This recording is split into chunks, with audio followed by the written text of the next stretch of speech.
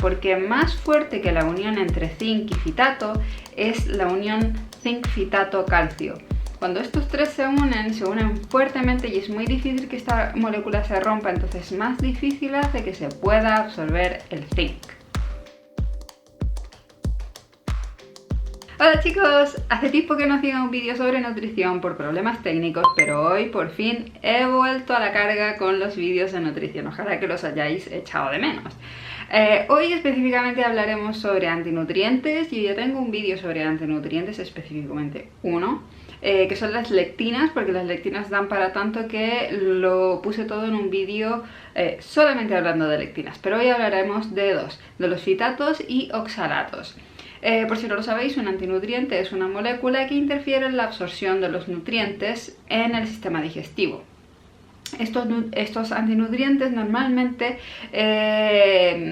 bueno, primero decir que los hay de origen natural y artificial, pero nos vamos a centrar en los naturales. Los naturales se encuentran en productos como legumbres, granos y semillas. ¿Qué más? Pues, ¿por qué os estoy hablando de antinutrientes? Sí, en el último vídeo sobre nutrición os estaba hablando de lo que comían nuestros antepasados. Bueno, pues mientras hacía la investigación para desarrollar aquella serie de vídeos sobre qué comían nuestros antepasados, me topé con que una de las razones que daban los paleontólogos que escribieron esos artículos sobre por qué la gente había visto deteriorada su salud del paso del paleolítico al neolítico era por el aumento de consumo de productos altos en antinutrientes, y específicamente hablaba de los fitatos. Así que vamos a ver qué son estos antinutrientes para que entendáis por qué estos paleontólogos le echaban la culpa a estas moléculas de deteriorar nuestra salud. Pues un fitato es la versión aniónica del ácido fítico. A ciertos pHs el ácido fítico pierde un hidrógeno y se transforma en fitato. Los fitatos tienen una gran cantidad de aniones fosfato que se enlazan con minerales como el calcio, el hierro, el zinc y el cobre también.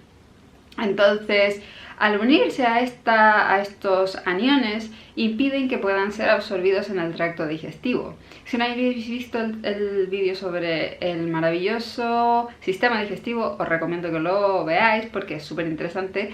Pero además, en ese vídeo expliqué que en la pared del intestino es donde se realiza la absorción de los nutrientes. Entonces, si ese nutriente no está libre, está enlazado con otra cosa, no podrá entrar por la pared o lo hará de manera más difícil. Entonces esto supone un problema.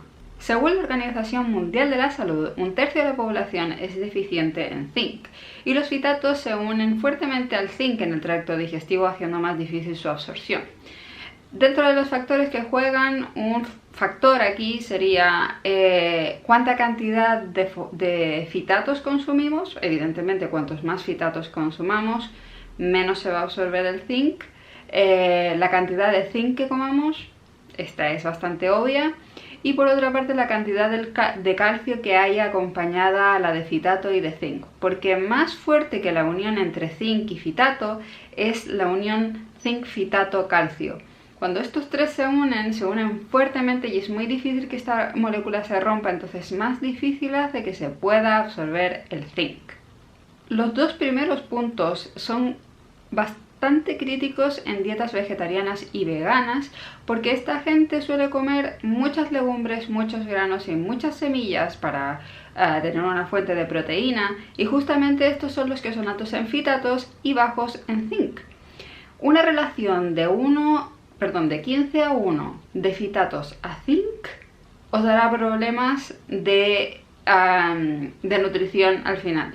En cuanto al hierro, la OMS también dice que un tercio de la población es deficiente en hierro.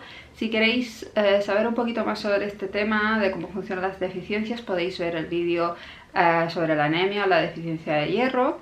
Y allí os expliqué que hay dos tipos de hierro, el hierro hémico y el hierro no hémico. Pues los fitatos afectan solamente al hierro no hémico, al que viene de las plantas. En este caso disminuye su absorción también, y la manera de contrarrestar un poquito este efecto es añadir alimentos con grandes cantidades de vitamina C. Esto contrarresta un poco el efecto del fitato sobre el hierro. Normalmente aquí son los vegetarianos y veganos los que tienen más problemas con la absorción del hierro, porque ellos nuevamente consumen muchos productos altos en fitatos pero bajos en hierro, y además solamente de hierro no hémico. En el caso del magnesio, las evidencias nos dicen que no tiene demasiado efecto, porque normalmente los alimentos que son altos en fitatos también son altos en magnesio, entonces se contrarresta un poco, se equilibra, por decirlo así.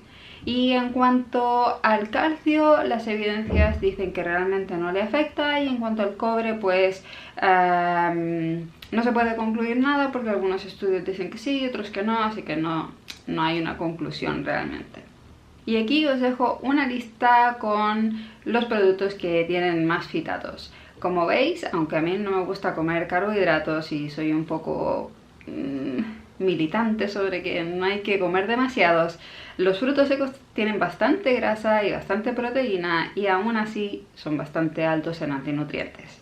Y ahora sí, vamos a los oxalatos. Los oxalatos se encuentran también en muchas plantas de cultivo, en algunos casos en grandes cantidades, y los oxalatos funcionan bastante parecido a los fitatos. También se secuestran a estos nutrientes como el calcio, el magnesio y todos estos cationes. Pero además los oxalatos tienen un problema extra, y es que pueden formar piedras en los riñones. Así que luego vamos a ver este tema aparte. En cuanto a la absorción de minerales en presencia de oxalatos, lo que pude encontrar es que a veces están mal pensados el diseño de los estudios.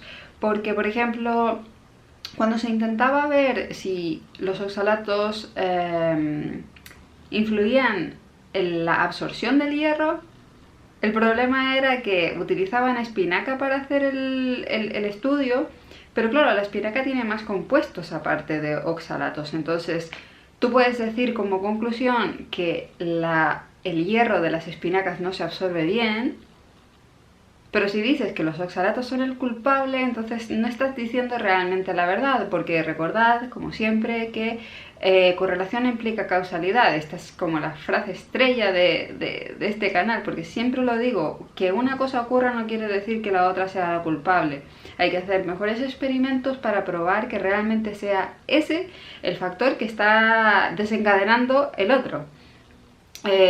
Por suerte encontré otro estudio donde, quitaba de la ecuación a la espinaca, y efectivamente se veía que los oxalatos no eran el causante de la mala absorción de hierro por parte de las plantas.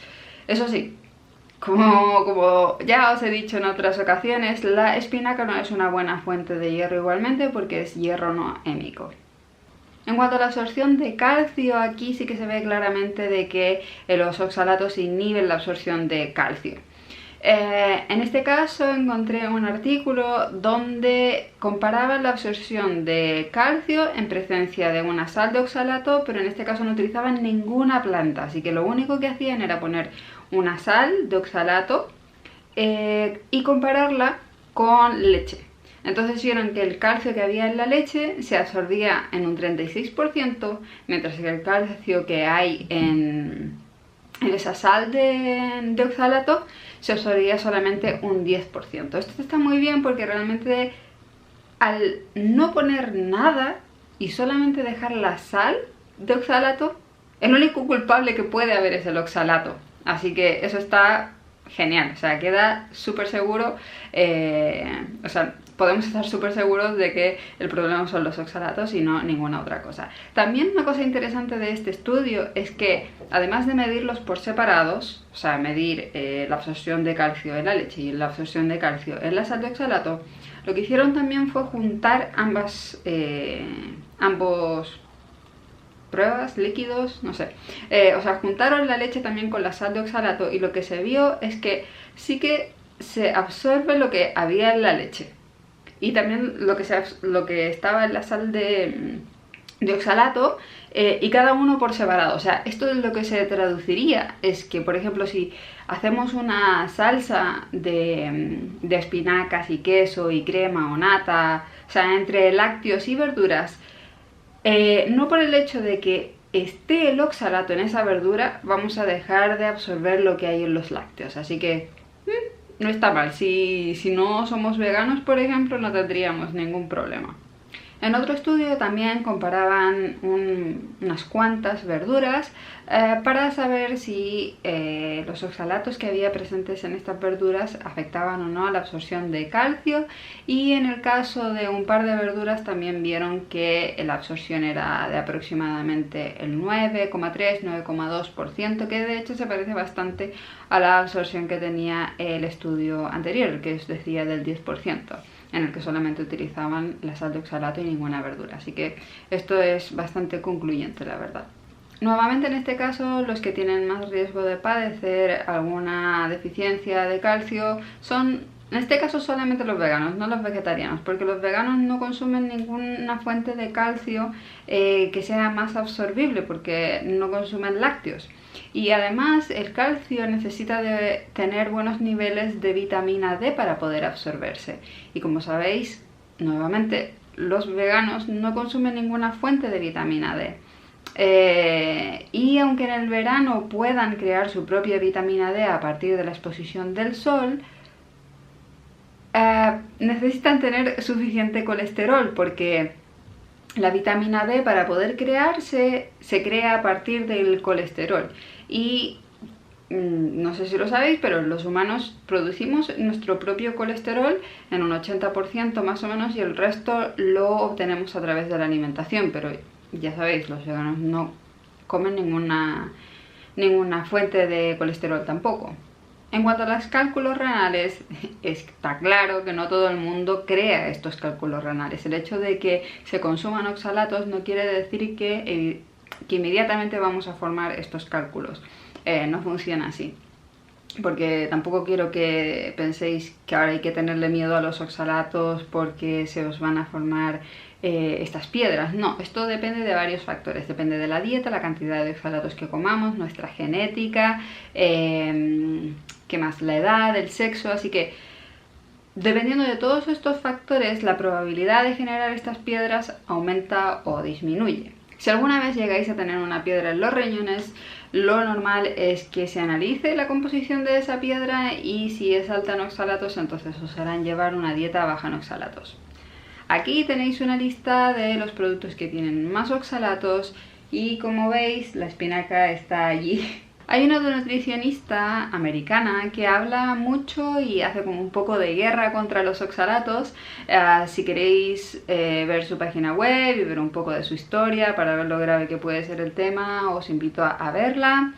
A mí, de todas maneras, no me gusta este tipo de enfoque que a veces hace la gente, porque yo creo que todos somos diferentes, cada uno tiene su genética, y lo que para uno puede ser un veneno, para otro puede ser algo normal. Tampoco hace falta que lo salve de algo, pero no tiene por qué hacerle mal. Entonces, dependiendo de eso, uno tiene que ajustar su alimentación.